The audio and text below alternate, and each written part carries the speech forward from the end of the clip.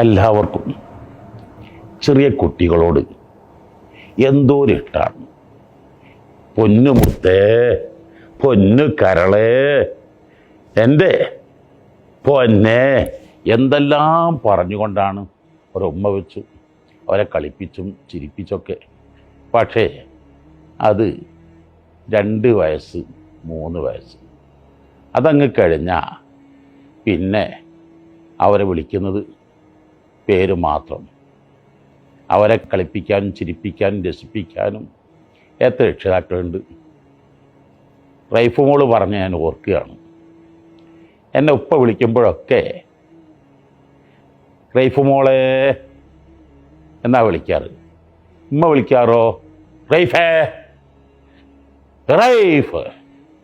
കുട്ടി ഉമ്മയോട് പറഞ്ഞു, ഉമ്മ വാപ്പ വിളിക്കുമ്പോൾ ഒന്ന് എന്താ വിളിച്ചാൽ.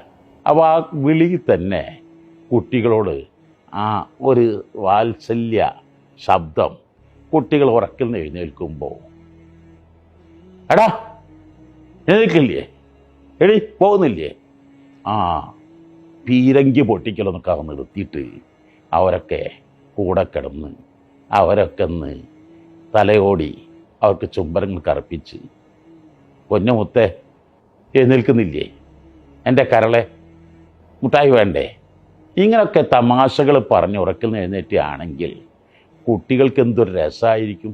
അന്ന് അവർക്ക് എന്തൊരു ഊർജ്ജമായിരിക്കും, എന്തൊരു ആവേശമായിരിക്കും.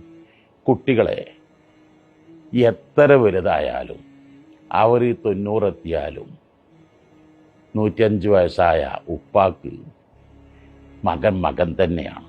ആ ലാളന എപ്പോഴും ആവശ്യമാണ്. അറബി വീടുകളൊക്കെ ചെല്ലുമ്പോൾ എന്തോ ഒരു സ്നേഹപ്രകടനമാണ്.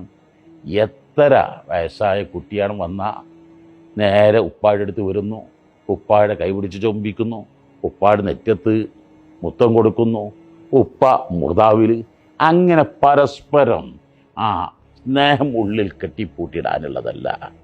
കായ്ക്കാത്ത വൃക്ഷങ്ങൾ വെട്ടിമുറിക്കണം. കറവയില്ലാത്ത പശു മാംസത്തിൻ്റെ വിലക്ക് വിൽക്കണം.